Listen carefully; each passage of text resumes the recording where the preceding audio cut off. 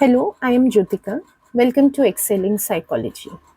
In today's class, we will do in details Ash's research on conformity, the original experiment. I'm going to be doing the base experiment in this video, not the variations. This is a follow up from my previous video in which I've explained the theory of types and explanations of conformity. I hope you've seen that video. Otherwise, do see it to understand what conformity is basically, because then only you'll be able to understand this study well. I know that in both the UK and the international syllabus, you're not asked to learn the original study, you're asked to learn the variations of the study. But the fact is that the paradigm or the way the experiment is done for the variations is the same as the original study, only with slight modifications. So, inevitably, even if you just go to learn the variations, you do learn about the original study. You have to learn it. It's not explicitly mentioned, but you have to do it. So, that's what we'll do in this class. In the first part of this class, I will explain the study to you thoroughly, step by step. And in the next part, we will write this answer, outline and evaluate research into conformity. I have mentioned previously also in videos in which I have done answer writing that for these type of answers, when they say research, they mean you can cover any theory or any studies. So it isn't necessary that you use Ash's original study only to answer this question. But if you're learning the study anyways, it makes for a very good answer for this question. This question has been asked repeatedly in the international curriculum for 20 marks, in the original curriculum, UK curriculum for 12 marks, 16 marks. You can see the past paper repeatedly, it has come across years. So once you've learned the ASH study, which anyways you have to learn, you can write a very good answer to this question from the study itself. So today we'll practice doing that as well. Let's begin understanding Ash's research. I'll just do a quick recap of that concept from the previous video, which is relevant to this study.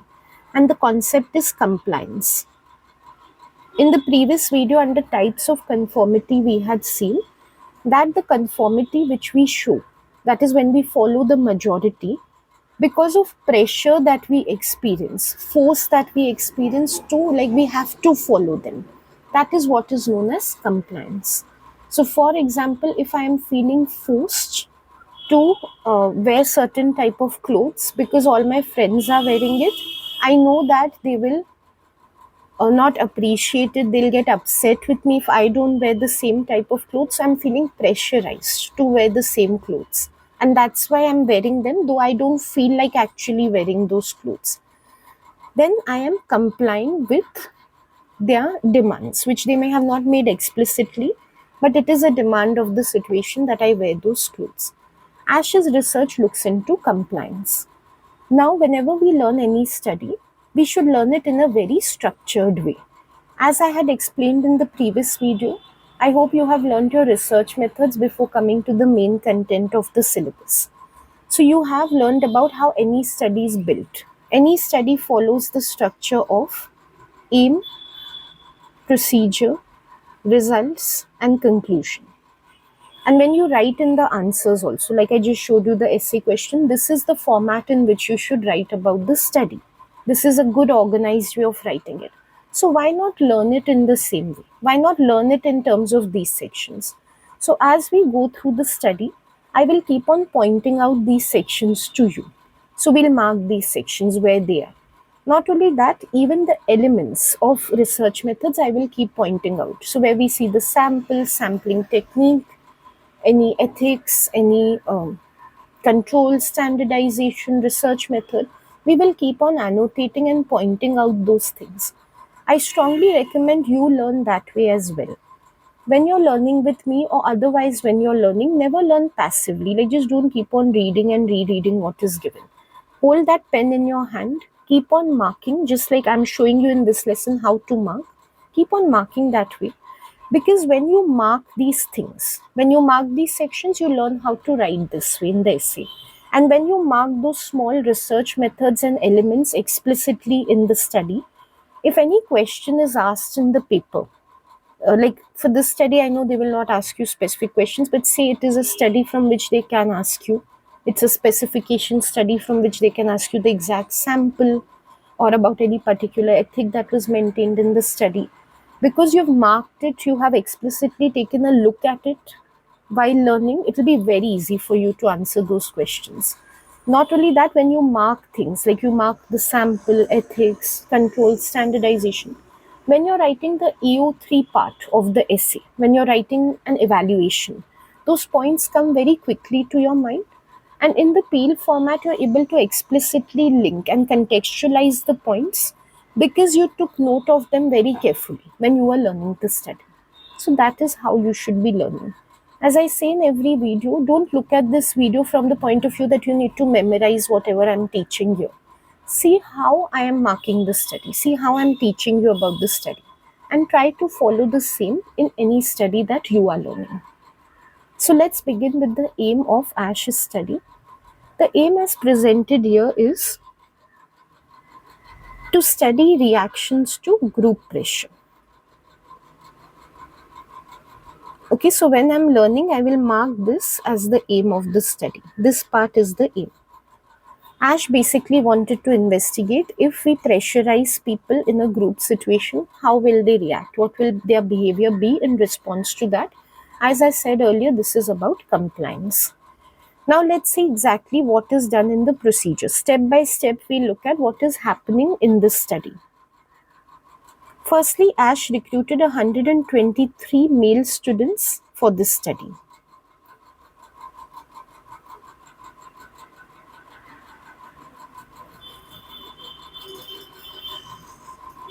Okay, so this is the sample. 123 male students. The number is very easy to remember, 1, 2, 3. And anyways, for this study, I strongly recommend you learn the specifics, especially just like me, if you intend to write the essay answer from this study, it is good if you know specific details about the study.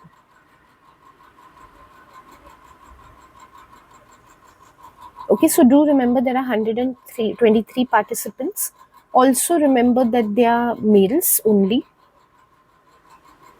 These are the type of details you need to remember. Earlier, if you see studies on social influence, like even if you look at Milgram's study, males have been selected because the type of pressure that is created in these studies, the potential of emotional distress, researchers used to think that males are better candidates for this study.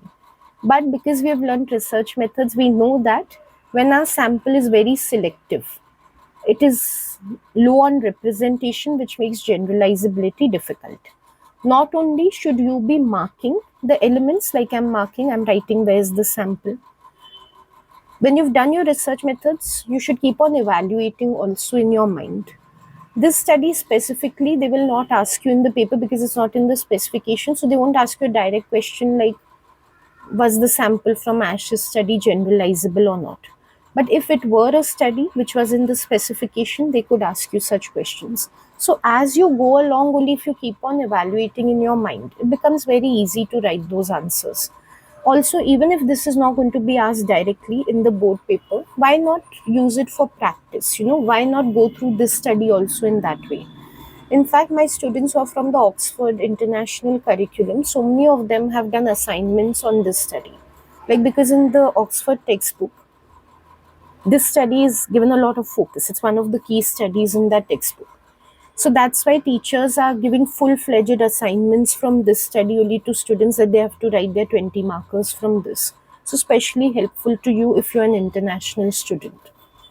So I won't do this all the time in this video, but just to give you an example of how you should think. When you're seeing the 123 participants in your mind, immediately from what you've learned in research methods, it should come that, okay, this is a large sample size. So overall generalizability should be good considering the sample size. But then when they're only males, so it's a skewed sample. There's no representation of females. So whatever results we're going to see in this study will not be directly generalizable to females. So this way you can keep on thinking also actively about the study as you go through it. And then they were informed that they were participating in a visual perception task. Firstly, this is the instruction which is given to participants. At the time of taking their consent, this is what they are told, that this is what the study is about. But immediately we see this also makes for deception. So you must have learned your ethical guidelines. You know that if we mislead participants or we hide something from them, that is counted as deception. The aim of the study is to investigate group pressure. But what are participants being told? Are they being told that it is about group pressure? No. They are being told it's about visual perception. That means the true purpose of the study is being hidden from them, which is an issue of deception, and it is also an issue of not taking correct consent from participants. Informed consent is weak in this study. Just for your knowledge, you should know this is a classic study. These type of studies which are done around the 60s, that time ethical guidelines were not very strong. So if we are wondering how come this study was done if ethical guidelines have been breached, because at that time there was no strict necessity of having ethical approval before doing these studies. And later I'll explain to you in terms of cost benefit analysis. The benefits of the results drawn from this study are very great, and it justifies any deception or any lack of informed consent that is there. For now, we'll continue with the procedure. So, what is happening? Keep on visualizing in your mind. The procedure of any study becomes easy to remember. Or keep yourself in place of the participant. So, imagine you're the participant in this study. You've gone to the laboratory. The researcher is telling you, okay, now you have to do a visual perception task. Next, what the researcher tells you is that you have to sit at a table. So there's this big conference type of table there, and you're going to be seated. In many textbooks, there's an image also of the table, so you can take a look at it. When you go to sit at the table, you see that there are 6 or 8 people besides you who are sitting at the table. So including you, there are 7 or 9 people at the table. Now you're a participant, and what you're told is that these are also participants just like you. They have also come to participate in the study. So you believe that you're sitting in the study with other participants, and now you will have to do some visual perception task. Now let's see what the task is. The task is looking at 2 cards. So there was some sort of I don't know, actually it's given differently. Some places they say there was a projector screen and that is where these cards were displayed, or what I believe is that the cards were just held up and shown to the participants at the front of the table. So anyways, what participants get to see is 2 cards, which you can see on this diagram. Like this is one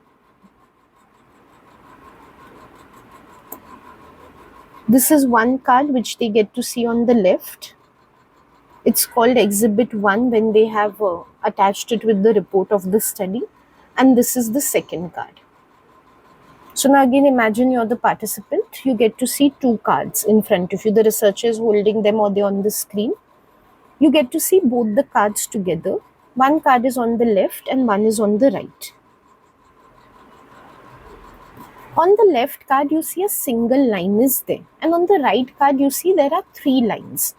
Now what the researcher is asking you to do is identify which comparison line is matching the standard line's length.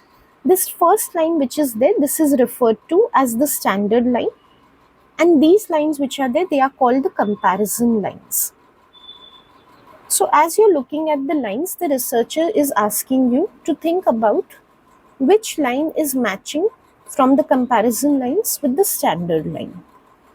So now actually imagine you're the participant and think, what do you think is the correct answer? Isn't it very obvious that A is the correct answer? I mean, B is very short and C is very long. So it's a very simple question that you're being asked.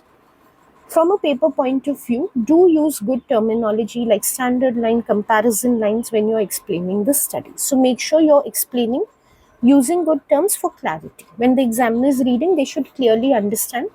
Many students are not able to explain clearly what the task is. So understand it well, read carefully how they have described in the textbook, and try your best to describe in the same way. So as I just mentioned, the answer is very clear and obvious. Do you think if you were the participant in this study, you could make a mistake in this type of answer? Do you think by chance you would give the answer as B or C?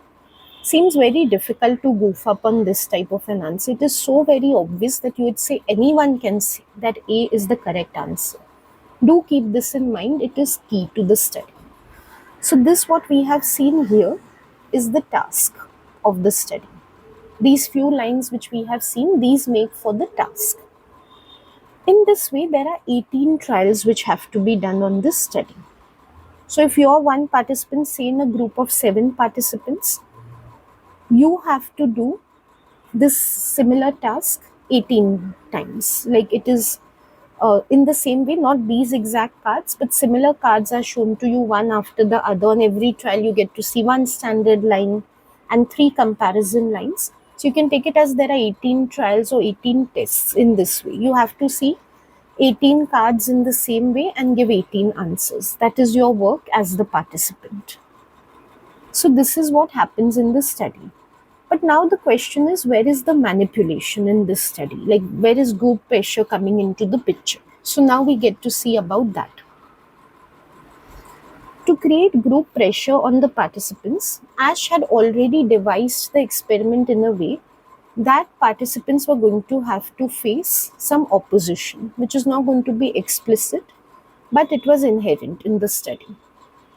Firstly, the participant believes, like we saw, that they are sitting with other participants. They are not sitting with other participants. They do not know that they are sitting with confederates of the researcher. Confederates are simply assistants of the researcher. Sometimes they are called confederates, sometimes they are called stooges. So depending on which textbook you are referring to, you might see an alternate term like assistants or stooges instead of confederates, means the same thing. So the people who were already seated at the table when the participant joined in, they were the assistants of Ash, and the participant did not know that. That is why the participant is often called a naive participant. Naive means innocent participant who does not know that in this way a deceptive situation has been created. Again, this point counts for deception. The fact that there were confederates around when the participant thought that participants were there. Now, because they are assistants of the researcher, there must be some purpose of keeping them there. Ash had already instructed them before the study that they are to deliberately give wrong answers to such a simple question which was there. How the experiment was set up was the genuine participant or the naive participant's turn would to answer the question of which line is matching the one on the left. The genuine participant's turn would come either last, after everyone had answered. Everyone had to give their answers aloud. So after they all turn had got completed, then the participant would get to answer, or second last. Sometimes the participant would be the second last person to answer. So these research assistants, before the participant could answer, they all would give the wrong answer. Imagine yourself again. This is why you need to imagine yourself, then you can understand the participant's plight. You can very obviously see that A is the correct answer. But let's say, for example, before you, 6 people are answering and they all are saying B is the correct answer. Wouldn't you be surprised? How come everyone is thinking that B is the correct answer? You might come to doubt, are you seeing the cards correctly? Is there something wrong with what you are seeing? Or you might just wonder, how can they all be mistaken? Even if you know that they're giving the wrong answer, so you believe they are not able to see properly, you would hesitate in giving the right answer yourself. It would feel so odd. Everyone's saying B and you're the only one who's saying A. What if they all start staring at you? What if they make fun of you in some way? Or what if in general it just sounds silly or odd to give the wrong answer? This is the type of pressure which is being created. Directly, participants are not being coerced into saying the wrong answer. No one's forcing them to give the wrong answer. But indirectly, by everyone unanimously giving the wrong answer, that pressure is being created on the participant deliberately. Now we saw every participant has to give 18 answers. Ash knew that if on all 18 trials the remaining assistants they are going to give wrong answers, it will become obvious. Like participants will come to understand that purposely these people are giving the wrong answer. This is some fishy setup which is going on here. So to make it look convincing, to make it look realistic, he just told the assistants to give the wrong answers on 12 trials, not on all 18 trials. So these 12 trials on which the assistants deliberately give the wrong answer, they came to be known as critical trials. Why critical? Because these are the trials on which the participant experiences pressure. On the rest of the 6 trials on which the assistants are giving the right answer, there's no pressure on the participant to give a wrong answer. But on these 12 trials, there is pressure on them to give the wrong answer. So these are the critical trials. Ash was going to analyze the results only of these trials in his data analysis, because the rest of the trials are not of his concern. They don't show anything about compliance. Here we see how control has been maintained. Validity increases here because Ash is making sure that the deception is not very obvious. He's curtailing demand characteristics in this way. But at the same time, it also makes for deception of participants. We know that deception and demand characteristics are inversely related. So wherever we see deception is taking place, definitely their demand characteristics are being reduced. So critical trials is a strong point where both elements apply. So in 6 trials, out of these 12, when they are saying 6, they mean out of these 12 critical trials, participants deliberately selected a longer line as the match, and in 6 trials, they selected the shorter one. So if this is the trial which is taking place, which we see on the diagram, in those trials in which participants are giving the wrong answers, the critical trials, on half the trials, they would say B is the correct answer. So say there are 6 assistants who are sitting, the participant's turn is 7th to answer. So these 6 people, before the participant can say his answer aloud, in their turn, they all say B is the right answer. On the remaining 6 trials, they say C is the right answer. So the wrong answer they give by selecting the longer line. So this is how they answer turn by turn. Everyone has to report aloud so the participant can hear these wrong answers. Also, so that it doesn't become obvious that they're deliberately giving the wrong answer, they're answering in some pattern, these trials were interspersed randomly. So randomly on 6 out of the 12 critical trials, participants would select B, and randomly on, assistants would select B, and randomly on 6 out of 12 trials, they would select C. As I've already mentioned, they've explained it here that the original participant, the naive or actual participant, used to be seated second last or last, so that his turn would come that way. And in that way, he had to hear the incorrect answers either all the time, like all the remaining people were giving the wrong answer, or at least majority he would hear giving the wrong answer before his turn would come. So this is how pressure was being created on the participant. This is the manipulation which is taking place in the study. Now, just like we have seen in Milgram's research, if you have seen it already, as participants do these type of social influence tasks, so be it like the Daly and Latani studies, Milgram studies, or Ash's study, we see that they are showing some influence, but they don't show it with ease. When their body language is observed, it becomes apparent that they are under too much pressure. Their body language gives out that even if they're giving the wrong answer, just to agree with the majority and not stand out like an odd person. When they're giving those wrong answers, they're not giving them with ease. They are feeling very disturbed in giving those wrong answers. Like the conflict which is going on within them, that should they give the right or wrong answer, becomes very apparent from their mannerisms. So in this study, also unknown to participants, Ash was observing their body language, and what he found is that they were looking increasingly anxious about their answers. Imagine you're the participant, and one after the other, randomly these critical trials keep on coming up. So one trial people are giving the wrong answer, then say they're giving the right answer, again right, again on another trial they start giving the wrong answer. What must be your condition at that time as a participant? You can't understand what is happening. It all feels very real because it has been set up in a very realistic way. So you just can't figure out why are people giving the wrong answer. Am I making a mistake in seeing things? Is something wrong with their vision? So this anxiety used to become apparent in the participants' body language. They became increasingly anxious, conscious about their answers. Maybe their tone of voice was also sharp when they were answering, indicating like that high pitch, indicating that they are feeling stressed, and maybe they would stammer or just give the answer a little slowly, which shows that they are hesitating or thinking a little before answering. They are not able to answer freely. So stress was becoming apparent from their body language. that the pressure is actually having anxiety effects on them. This counts under the ethical issue of psychological harm. Participants are being caused at least temporary harm in the study, which is apparent from the stress which they are experiencing.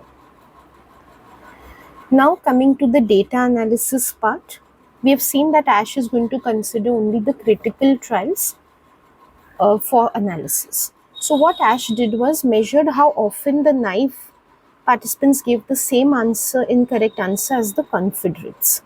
That means he's done a simple frequency check. He's calculated the frequency of giving incorrect answers on the critical trial, simply counted how many times participants are giving wrong answers.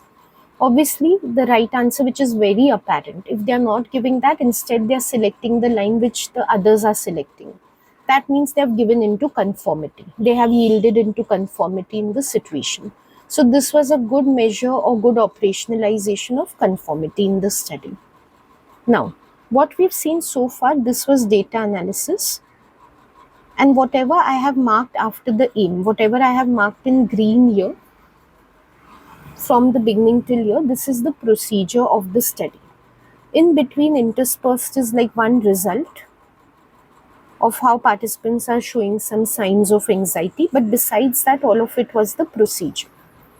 So now you can also see what comes within the procedure, anything in the step-by-step methodology, including control, sample, task to be done, instructions being given, ethical considerations, all that make for the procedure of any study. Now let's start looking at the results. Whenever it comes to results, the most common question is, do we need to memorize the exact figures which are given? I will strongly suggest yes. Depends what is your goal. Like I've told you, have a clear goal in mind. If you want to answer the essay questions using ASH's study, it is very, very desirable that you give exact figures. What ASH found is that the overall conformity rate was 37%. This is a result which is obtained by combining the data from all participants across all the trials which were conducted. There were 123 participants. Each participant was participating in 18 trials. So 123 into 18 trials must have been done. You don't need to remember that figure, but you need to know how to interpret this result. So out of these 123 into 18 trials which were done, 37% of critical trials were such in which participants gave the wrong answer, just like the majority. So not on all critical trials means not all the time that the confederates were giving the wrong answer, the participant was also giving the wrong answer. It was not like that. But on 37% of the trials when the assistants gave the wrong answer, the participant also gave the wrong answer. Now it might seem like a low percentage, like we might feel, okay, 37%, about 1/3. That just means that, there's not much conformity, like it's not 100% conformity. But you need to keep in mind the nature of the task when you think about the result. The task is so very simple. As we saw right at the beginning, there is no scope of making a mistake on the task. Despite that, despite the answer being very obvious, if even on 37% of the trials, people are giving the wrong answer, it just goes to show how much pressure is created in such a situation. Imagine the very right answer is in front of your eyes, it is apparent, you are seeing it, and still 1/3 of the time you're giving the wrong answer. Why? The only reason is because you're feeling pressurized and nothing else. So pressure does have a very strong impact on the person. Even if the results on the surface, they seem to be not a big deal, they are a very big deal, like I just explained. But we have to keep in mind there are individual differences. Like I said, this is the combined result across all participants. Does not mean that every participant showed 1/3 conformity. Some participants must have shown a lot of conformity, like say on almost all the trials they were agreeing with the majority, and there must be participants who never agreed with the majority. So 37% is like the average, the mean, which you have studied. And you have also studied about range. So there's also a range which we need to consider the dispersion to get the full picture of the results. So in terms of individual differences, It was found that 5%, 1 in 20 participants, they conformed on every critical trial. Every participant is facing 12 critical trials. These 5% participants are those on each of the 12 critical trials they gave the wrong answer, just like the majority. These were highly conforming individuals. They had a very high level of conformity. So we can infer from this, like the larger theoretical generalization is that some people in the population must be feeling extreme pressure when the group is doing, the majority is doing something, so much so that they just cannot resist. They have to only do whatever the majority is doing. Not all people, but about 5% people are such. And the other result they found is that 25% of people were entirely independent, means 25% participants, or one fourth as they are saying, was such that on all the 12 critical trials that they faced, they never ever gave the wrong answer. They always gave the right answer, regardless of the answers being given by the majority. Again, if we have to do a broader generalization from this about conformity, what this tells us is there are about one fourth, like quarter people in the population whom we can expect, like if we can generalize the results of this study, there'll be one fourth people in the population who never ever give in to conformity, who have that resistance in them that even if the group is creating some pressure, they can absolutely refuse it. They have no levels of conformity within them. They are zero when it comes to conformity. What might be making a person this way? Is it desirable or not? Sounds very desirable, definitely. It seems very good, especially when the task is like this, when it's a matter of being right or wrong. It seems very desirable to not be conforming at all. But is it always desirable? And what makes a person resist conformity is what you get to see ahead in the chapter. But it's always good to note and think like this about the results, like I'm explaining to you, because one, it creates a motivation in you to learn psychology. Many times students say psychology is a drab subject, it's just about memorizing, because you don't really think about what these results are telling you about human behavior. So always sit and think to understand the value of the subject. Secondly, when you think like this, later on when you learn topics like I told you how conformity can be resisted, or is it desirable to not conform, you can link into that, like you can connect with what you've learned here. So makes the chapter more holistic or more comprehensive for you. You see where things are going when you think about deeply about whatever is being presented. So now, what we have seen in pink, these are the major results of the study. We know in laboratory experiments we have learned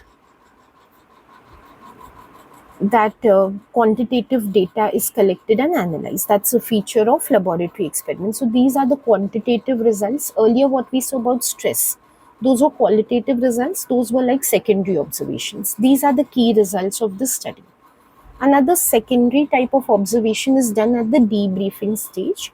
Definitely after the study got over, Ash must have explained to the participants the deception that had been done, why he had to do that deception. He must have clarified any doubts in their mind.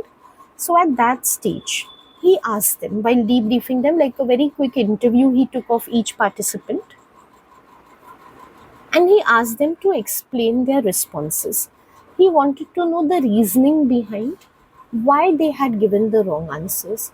Ash knew definitely that they did not believe that the wrong answers were the correct answers. It was, the answers were too obvious for them to feel that the what the majority is saying is right. So then why is it that they did not give the right answers on at least some of the trials? So what these participants told Ash is that just as he had suspected, they knew that the group is giving the wrong answer. It's not like they believed that the group was right. But despite knowing that the group was wrong, most of them chose to give the wrong answer. They did not want to stand out. This is the key reason or the key explanation why someone gives a wrong answer. Because they don't want to look odd in front of the group. That's why. Not because they believe that the wrong answer is the right answer. So, what we had learned yesterday, like I told you, keep on linking, keep on connecting to see the larger meaning of things. What we had learned yesterday under compliance was that group pressure is a very strong factor for conforming. This is what Ash has proved, and he's verified it by asking participants, and they're saying the very same thing. What comes under compliance, that they felt they will stand out. They did not want to be the odd person. Also, we saw under normative social influence that this desire of approval, or at least not being rejected or not being standing out, is a reason why people conform. So again, that gets verified from participants own mouth. We get to hear that this is the reason they were conforming. There was a very small number which started doubting their perceptions. Very few people were like this. Again, they did not believe as such that the wrong line was the correct line, but they thought maybe they are not being able to see properly. Like they start doubting their own eyes or their own vision, that how come it is that only they are seeing this as the correct answer, say line A, then everyone else is feeling that B is the wrong answer. Are their eyes not seeing things correctly? They came to doubt themselves. So these, most probably we don't know, but these must be the participants who conformed very strongly, like the highly conforming type of people. Because if someone comes to doubt themselves only because of what others are saying, like they're so shaken in their own confidence, then very likely they'll yield to group pressure easily. So now, combining what we saw in between about the stress experienced by participants, then the major quantitative results which were there, and finally what participants reported at debriefing for that small interview. This totally makes for the results of the study. So you can remember this as the results section. What you need to memorize, you can always highlight specially and keep it. 37% is a key result that you need to memorize, and I would suggest you quote it in the answer which you write. Also, if you can remember, very helpful, 5% showed high levels of conformity. Don't need to remember the exact numbers, but at least the percentage. And 25% showed no conformity, in the sense they consistently resisted the group's pressure. Remaining whatever results are there, like what they said on debriefing or what stress they were experiencing, you don't need to memorize any facts or figures for that. You can report in your own words also if you find it relevant at the time of writing.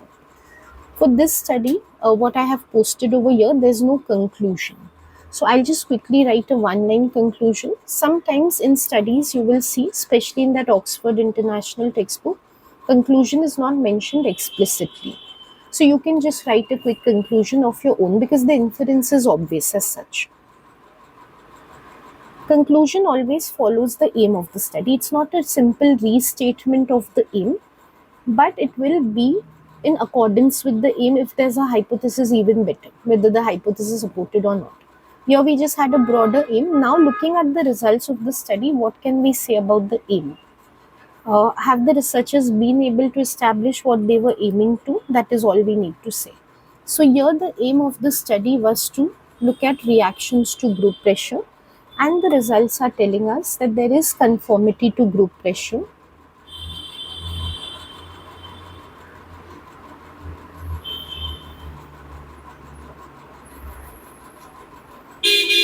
Either you can say indicating compliance or indicating social influence. So indicating that conformity is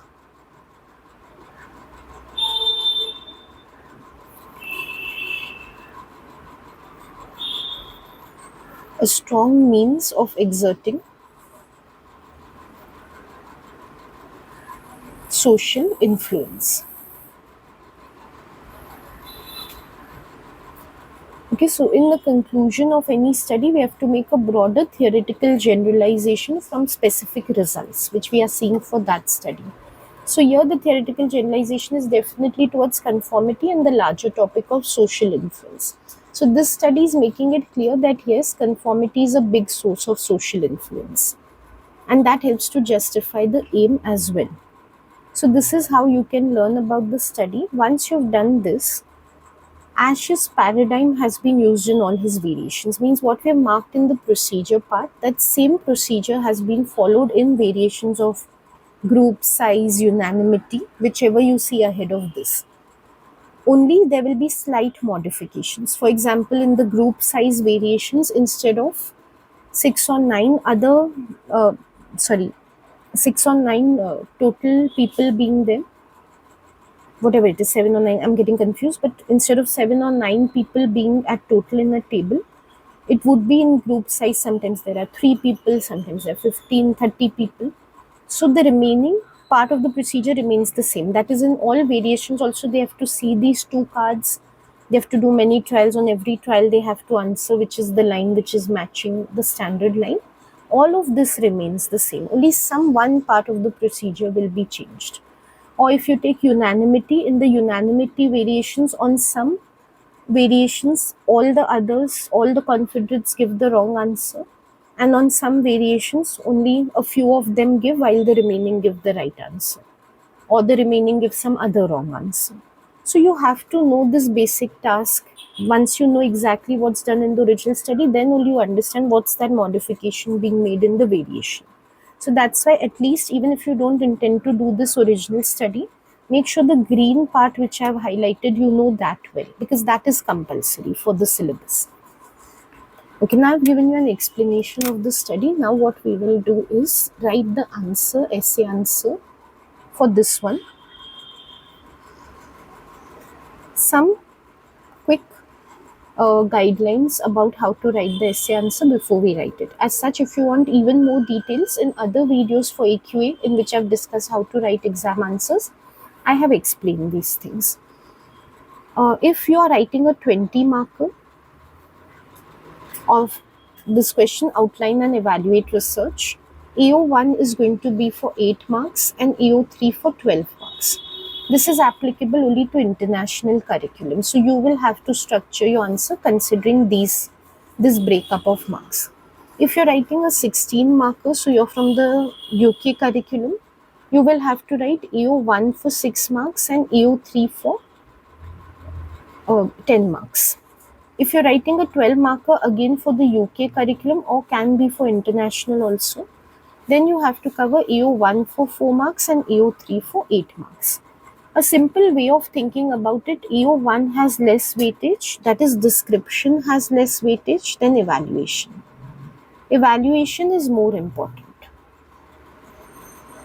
Now the next thing is, how many points should we write? As far as AO1 is concerned, description, you should give a good summary of the study in the aim, procedure, results and conclusion format. So instead of counting the points, I strongly suggest you make sure you are summarizing all the relevant sections well. Just keep your focus on writing all the relevant points for each of the 4 sections which I've pointed out. So structure your AO1 in that way regardless of how many marks it is for. When it comes to AO3, you need to give Peel points, as you know. Firstly, make sure you're writing detailed evaluation. If you're still not clear on Peel, you can watch any of my past videos. In those, I have explained what is Peel. Or even Peel C points are good. Peel plus counterpoint. Now, for a 20 marker, I would recommend write 4 such points. To justify 12 marks in AO3, you can assume each point is worth 3 marks. It's a rule of thumb. It's not that you have to only give these many points. I'm just giving you a possible structure which can be helpful. For a 16 marker, I would say give 3 such points which can justify 10 marks for your 3. Many students feel 3 is very less for 10 marks because you don't write in enough detail. That's why you feel that way. You feel a need to give too many answers, too many evaluation points, because you really don't go into the depth of any strength or weakness. So you end up writing too much, but the points are very superficial or very shallow. If you're writing detailed points, then even 3 points are enough. In fact, they are good for this 16 marker. Keep in mind, if you write a lot of points, but they are not detailed enough, so say you give 6, 7 points of evaluation, but each you give in 2 lines. So mainly in each point, you're just identifying the strength or weakness and just giving a very brief detail on it without contextualizing. In that case, you're not going to score well. You cannot sacrifice quality for quantity. That's not an option. So I would recommend you write 3 Peel points. If you intend to write 6, 7 Peel points in at a superficial level, you won't score well. and then you'll end up saying I wrote so much but I did not get marks. The examiner is not going to count how much you're writing, they're going to see the quality of your answers. Whenever you have the time, do go through past mark schemes and see how scoring is done. I don't know, many students don't do this basic exercise. The scoring is done according to the quality, the nature of the answer which you've written. I'll try to cover it in a video ahead. It's not done according to the number of points. That's not a consideration at all. Like nowhere in the mark scheme you'll see that if a student writes 10 evaluation points, we'll give them more marks than a student who writes 2 evaluation points. So don't have that outlook. Coming to the 12 marker, I would recommend you write 2 or 3 such points, up to you how much you can write. Even 2 will suffice for a 12 mark. Okay, so now the answer which I'm going to write, I'll write it from a 20 marker point of view because that is the highest mark level for which it can be asked. If you're a UK student who will have to write for maximum 16 marks, you can just think of it that I'm writing 4 peel points. Instead of those you could just take up any 3. So you can omit one of the peel points that I'm writing. Rest of your answer can be the same. Okay, so let's start writing the answer. It's a model answer. Your answer does not have to be a replication of mine. Focus on how I'm writing the answer. Mainly as I'm writing, write with me and focus on the terminology that I'm using, what sort of language I use while writing, the way I structure the answer, where I write AO1, where I write AO3, especially each AO3 point. How I structure it in a peel format, focus on that.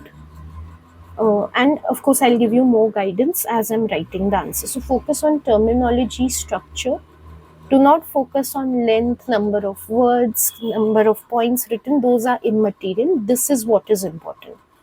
And besides terminology and structure, also focus on the contextualization, because it's understood, but that's the key thing that is missing. So I want you to note explicitly how every point which I give is not a generic point. Every point I relate with Ash's study, be it description or evaluation. Especially keep your focus on that. That is where most students lose marks. Okay, so let's start writing the answer now. Okay, so since I'm typing the answer here neatly, so that is why I will put it on my website also. And you can download a copy for it. I will link it in the description box and pinned comment below. So if you need it for future reference, or even better, as I'm explaining to you how to write the answer, if you want to keep a copy of it in front of you, you can definitely do that. Okay, so let's answer this question beginning with AO1. Ash aimed to investigate the effects of group pressure on behaviors of individuals. So I'm beginning with the aim of the study. I don't have to explicitly write it, this was the aim of the study, but I have as such used the word aim, and becomes clear that I'm starting at the right point with the aim. My wording need not be exactly what we have seen right now. It can be in my own words as long as I'm using good terms while writing and there's clarity to what I'm writing. Okay, so 123 participants were recruited. I can add male participants were recruited for the study and instructed to perform a task of visual perception.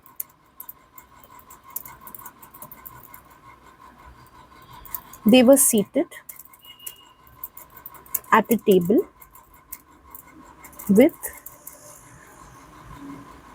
6 or 8 other participants. I'm putting participants in quotes because we know that these are not participants.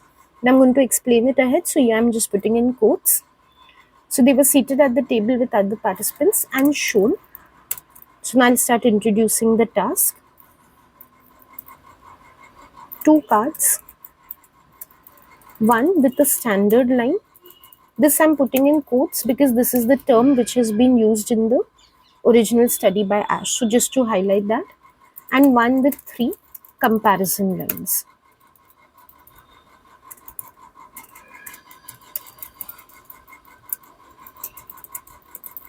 They were to answer which of the three comparison lines matched in length with the standard line. Unknown to the participants, the remaining individuals at the table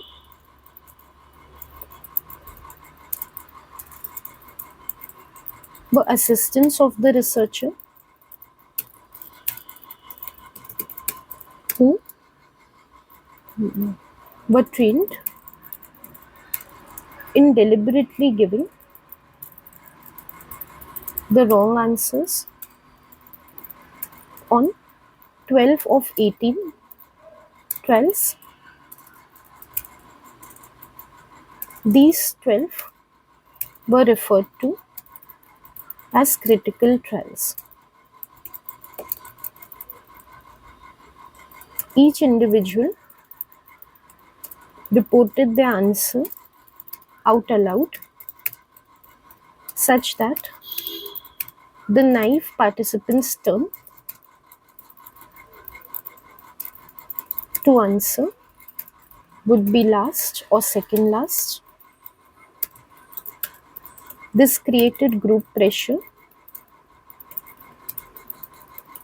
as the correct answer was obvious, but the participant was exposed to several wrong answers before his turn to answer.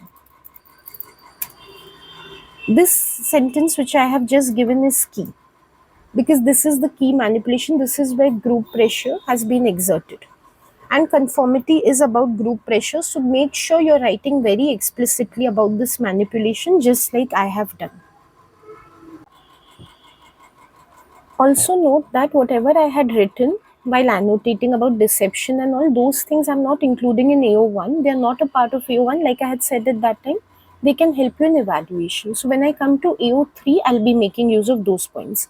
AO1, as you can see till now, it's just straightforward writing what we have learned about the study in good terms. And like you can see, I'm following the structure of AIM procedure results. So that is what needs to be done here. It's very simple. Okay, then we can talk about the results because now we've explained the key manipulation. Results indicated that on 37% of the critical trials,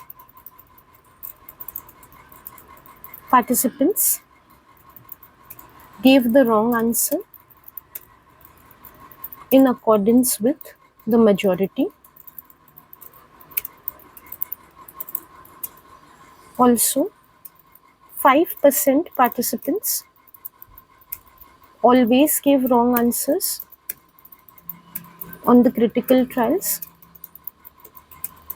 showing high levels of conformity,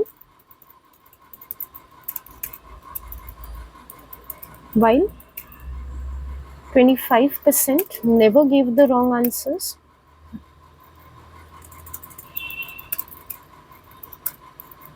showing strong resistance to conformity.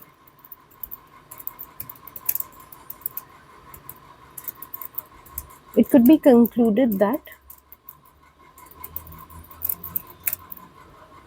conformity is a strong means of exerting social influence on individuals. So if you've learned the topic well, if you've understood it well, you can see in a flow you're able to write very quickly AO1. There's no big deal. Like just like I wrote it, you can also note it very quickly. If you're feeling the answer is very long and when you highlight, you won't be able to write so much. Some of the details you can skip, such as here about this result. It's not the key result. You can skip out this. And you can also skip out some things about if you're feeling it's becoming too lengthy, you can skip about like how many participants were seated at the table. You could just say many of them were there. You need not mention the exact instruction which was given at the beginning. That's fine. You can skip out some of those details if you feel you'll not be able to cover so much on time. However, mainly what determines whether you're able to write quickly or not is how well you know the answer, whether you've learned it well enough and whether you've practiced well enough, more than exactly how many words you're writing. So I would suggest keep your focus throughout the year on understanding things well. That will automatically increase your speed. And of course, writing answers practice is very, very important. That you cannot miss. Like you just cannot keep on reading or annotating and assume you'll be able to write well. You actually have to write down answers for practice. So what I've covered here, this is for AO1. It's a summary of Ash's study. They have asked in the question, outline and evaluate research into conformity. So when we practice, many times students ask me, but they've just said research. So don't we have to give all the variations by Ash? No, they've told you research means they're being very flexible. Otherwise, they would have told you directly what they want. They be very specific in their questions if that is what they want. So when they say research, they're leaving it to you. You want to cover all the variations, you want to cover only the original study, you want to cover some theory instead of the study, that is up to you. So it's my choice to write only about Ash's original study, and that's perfectly acceptable. There's no issue with that. So this is EO1, and I don't need to justify why I have taken Ash's study for the answer. So I don't need to write explicitly, oh, I'm discussing only the original study. I can directly just write about Ash's study like I have written here.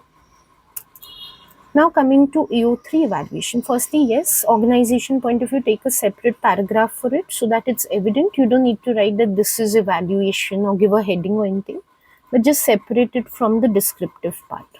Here we'll write answers in Peel format. I won't exactly discuss what is Peel today. I don't have the time for that, but you just keep on seeing how I'm using that format. One thing that I want to discuss about this study in terms of its strengths is the validity, which is very high, which makes the overall conformity theory very credible. I think that is a strength which is really worth discussing. There are many strengths and weaknesses in any study. You're free to discuss any of them. There is no restriction on which strengths and weaknesses you have to discuss. But in my mind, on a preference basis, I like to discuss those strengths and weaknesses which are like major points rather than minor points. So I would like to discuss internal validity. One strength of the study was the high degree of control that was maintained. For example, participants were not informed that the study was about conformity. They were also kept blind to the fact that they were sitting with research assistants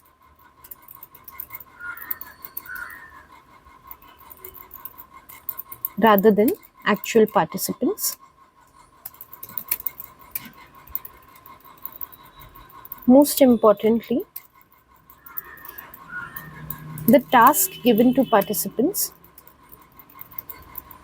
was such that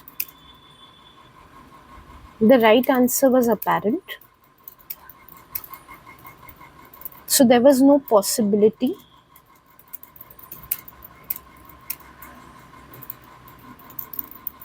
that participants genuinely gave wrong answers out of not being able to figure out the right answer. What I want you to note so far is how I have signposted the point by saying that this is a strength. I have begun very directly with the point, and then I've given very explicit contextualized examples of what controls are there. So I've not just left it as okay, there's a control because this was a lab experiment, so there were many controls, and that is why validity was there. No generic responding, very explicit responding to what is there in the study. This ensured that wrong answers were given only because of group pressure and not because of any confounding variable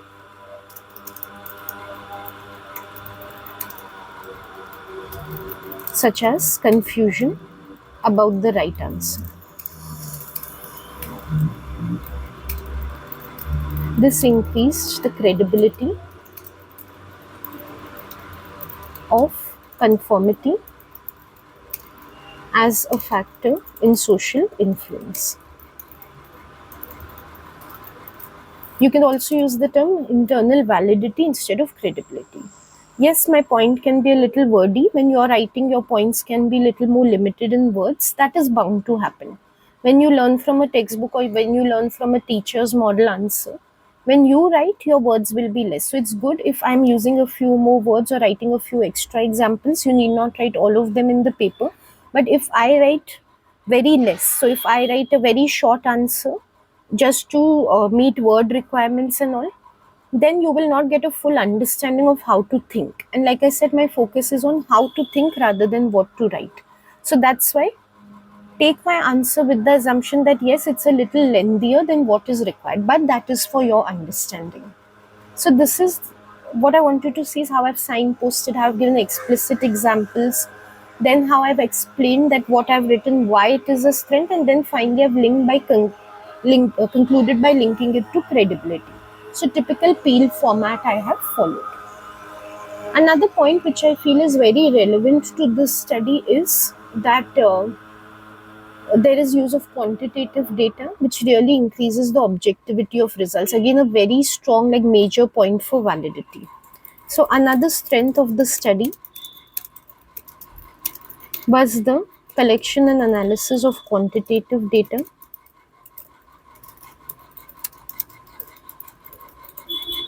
So again, I need to point out what is the quantitative data. Frequencies of answering incorrectly on critical trials were calculated and converted to percentage to derive the rate of conformity as being 37%. So this is the quantitative data that was collected. So explanation in the Peel format. Now to explain why this is a strength, this helped in objective interpretation of the degree of conformity in participants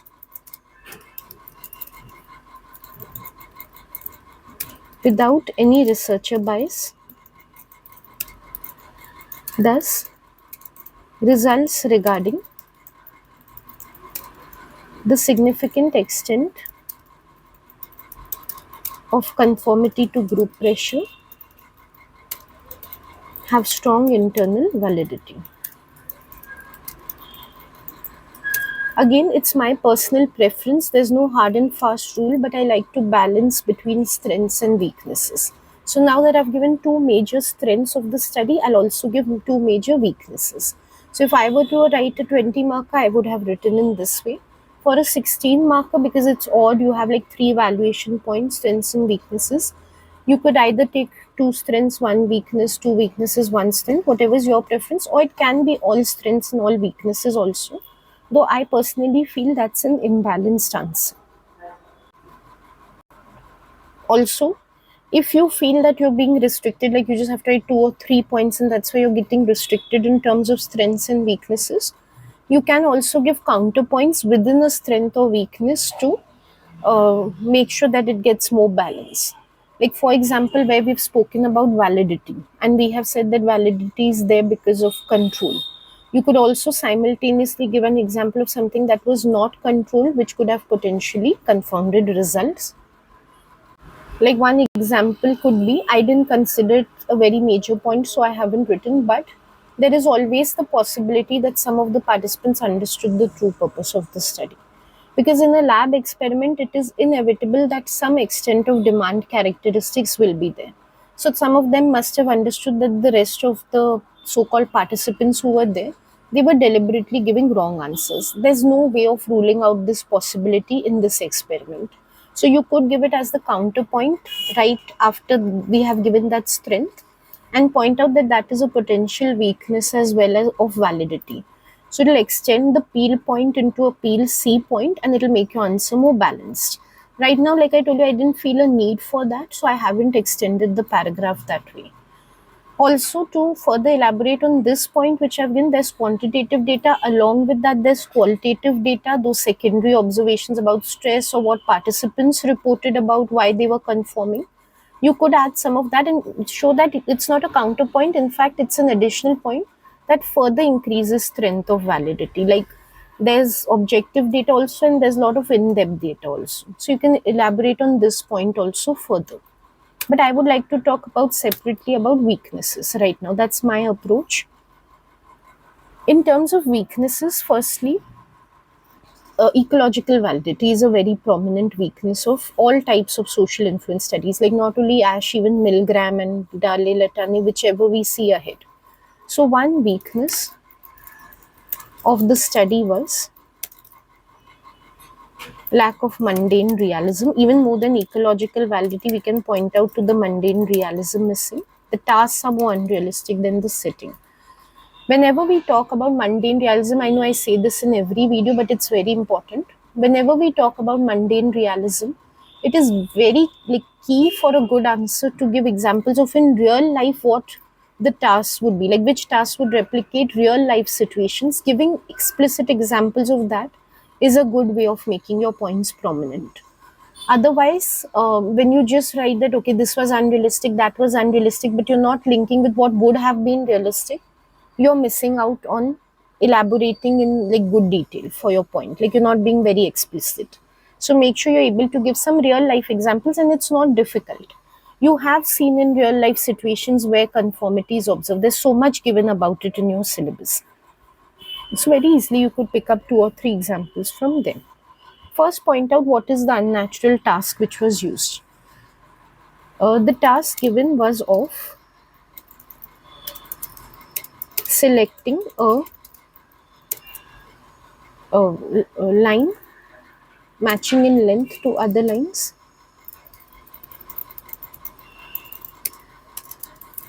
which was unrealistic because it was too simple, and the correct answer was obvious.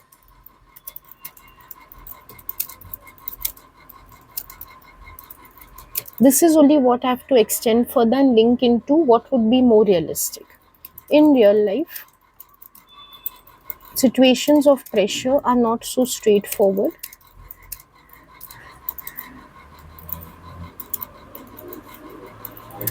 The right answer is typically not obvious in such situations. And now I need to give an example. For example, I can give a queue example, like people are waiting in a queue and it's not obvious whether the queue needs to be followed or not. So something like that, or something like when opinions are being shared, or people are just talking about preferences rather than what is right or wrong. In those situations, there is no right or wrong. There's absolute confusion on what is the right thing to do. So, for example, I can give this one, which is a very prominent example. If a student wants to pursue an irregular career,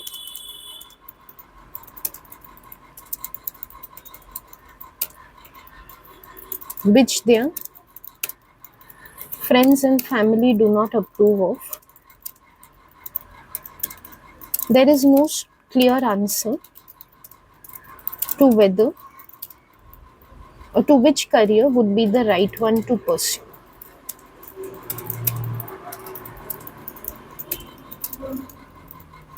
So in real life, the questions we are confronted with don't have a straightforward answer. So in this example, is the student right? Will it prove to be a good career if she pursues an out of the line career? Or will the family and friends be proven to be correct, and which career they are suggesting that will prove to be the right one in future? We do not know. So it is not like Ash's experiment in which we know what is the right answer. So there is no clear answer to which career to pursue. Now need to explain why this is a problem, why this is a weakness. Therefore, again hypothetically, like what could be the problem here? In real life, the pressure to conform might have an even greater influence on individuals than what was seen in this study.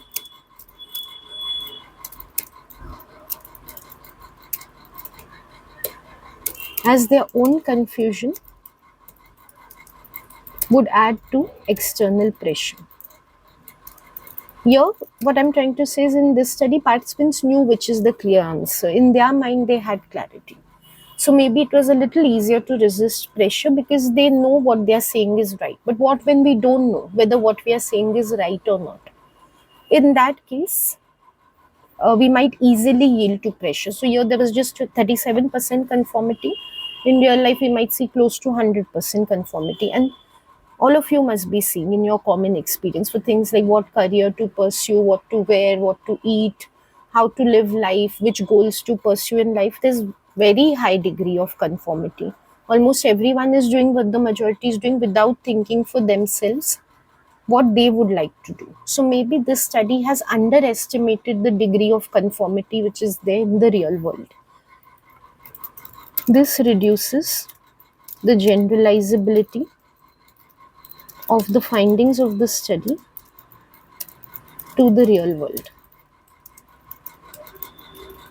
Finally, ethics is a strong, prominent problem in this study, but it is something that, like I had mentioned earlier about cost benefit analysis, don't have a very biased way. I've seen students have very strong opinions about ethics, they don't really think about them critically. It's like if there's one instant of temporary emotional distress being caused to somebody in a study, they'll really bash the study because of that. So, like the study was the cruelest thing which could have been done on the planet. That is the way they write about the study. Of course not. It was just temporary emotional distress that was being caused to participant, which was cancelled out in many ways through debriefing, through uh, justifying the purpose to them, and through looking at the larger implications of the results. So don't be highly biased in the way you look at and then inevitably write about things from a study. Critical thinking does not mean criticism, does not mean bashing up whatever you see. It means carefully thinking about the advantages and disadvantages of something. So be open to both sides. In fact, this is one paragraph where I'll show you that yes, ethics is a weakness, but I'll also show you in this paragraph how you're supposed to give a balanced view within a point itself. The remaining points I have clearly taken one side, that it's a strength or weakness. But now, what I'm going to write is going to be both sided, and your evaluation points can definitely be that way. Absolutely. Like I've said before, also you can give counterpoints within points. So there's no compulsion you have to be one sided in any of your points. Before I begin with the ethics point, I just forgot in this mundane realism point, even if you want to add something about that they were exposed to strangers, and in real life, typically pressure does not come from strangers, it comes from friends and family itself. You can definitely write something about that also. That's also very pertinent to this study. Okay, so let's write our final evaluation point on ethics. Another weakness of Ash's research was breach of several ethical guidelines. Again, when it comes to ethics, you always have a choice that you want to focus on any one, say only informed consent, only deception, absolutely. Or you can take multiple of them like I want to take here. Depends what's your intention, what you want to showcase by writing about it. Deception was constantly done with participants being told that the study was about visual perception rather than conformity,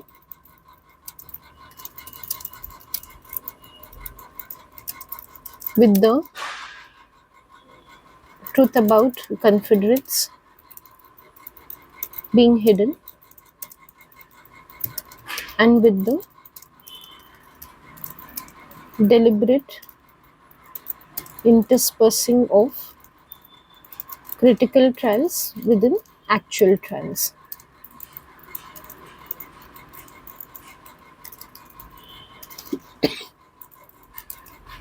Temporary emotional distress was also caused to participants by pressurizing them to yield to wrong answers,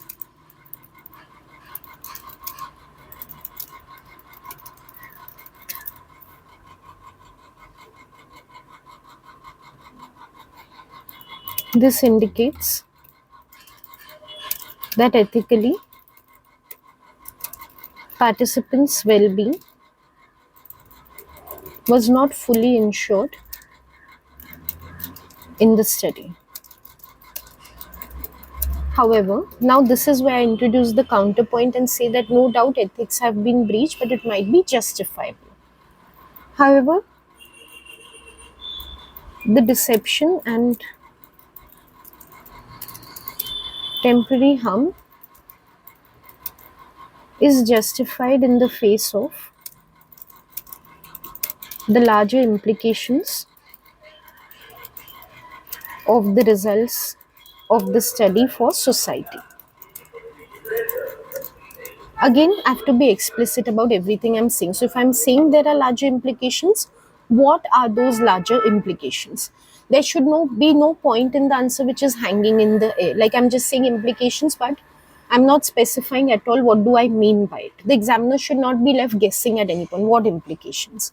So I have to write immediately. Whatever I'm suggesting, immediately I have to clarify it. The findings indicate how how group pressure can prevent people from doing what is right, like in this case, giving the right answer, which can be used to create awareness in society about how conformity should be avoided in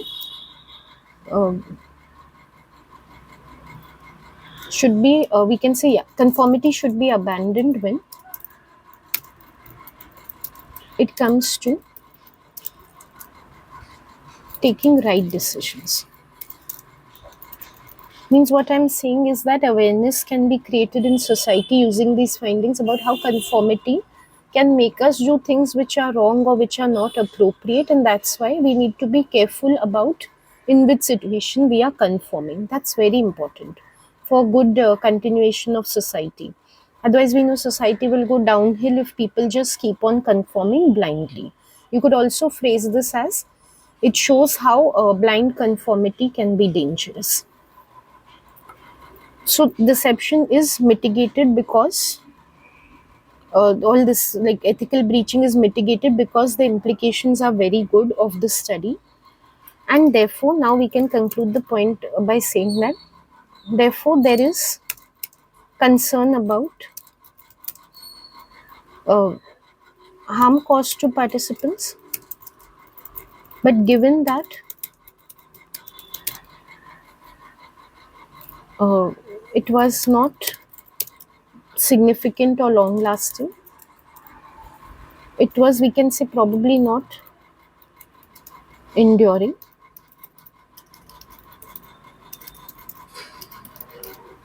as they were informed about the true purpose in debriefing.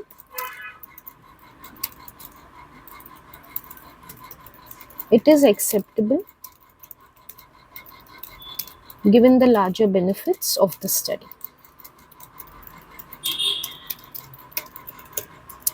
Okay, so this is what I would write for a 20 marker on this topic. Outline and evaluate research. Like I have told you, I'm going to put it up on the website also, so there you can read it carefully. Just one or two things I would like to reiterate before ending this video. The model answer which I give, it is a model answer. It's not to be learned exactly. It's to be learned from, you always take it from the perspective of how to write the answer, not like what to write. So again, what I want to, after I've written the answer, I want you to focus on in AO1, Given that I have chosen to write Ash's research original study only for this answer, like this is what I'm preparing for this answer, I have included specifics like exact number of participants, exact results, and all. Because when I've made my mind that this is only what I want to write in the paper, then why not prepare it in good quality with all necessary details. So EO1 I've been very explicit. In EO3 I've written 4 evaluation points. Before writing this answer, I was telling you something about depth versus breadth of points. So you can see each point I have given in a lot of depth. I have not focused on giving too many points. I have focused on giving each point with a lot of clarity and necessary details. So that is ideally how you should write your evaluation points. Also, you can see I have not focused on the length at all. Like some of my evaluation points overall, they look longer, some look shorter. Because like I've told you, that's immaterial. That's a very superficial way of looking at things. The point that I've written on quantitative data is short, but it is fully detailed. The point I've written on mundane realism is long because I've given some more examples and some hypothetical connections. So it's longer. But both are equally effective, both are equally credit worthy because both are fully detailed, fully explained with no room for doubt, and both are contextualized. So here I wanted to see, that's why I've given a variety of points. I wanted to see how lengths can differ. In the last point, I've taken a balanced view on the ethics, not just spoken about how they are a weakness. So some points can be one sided, some can be both sided. The key is clarity in your thought, showing your understanding.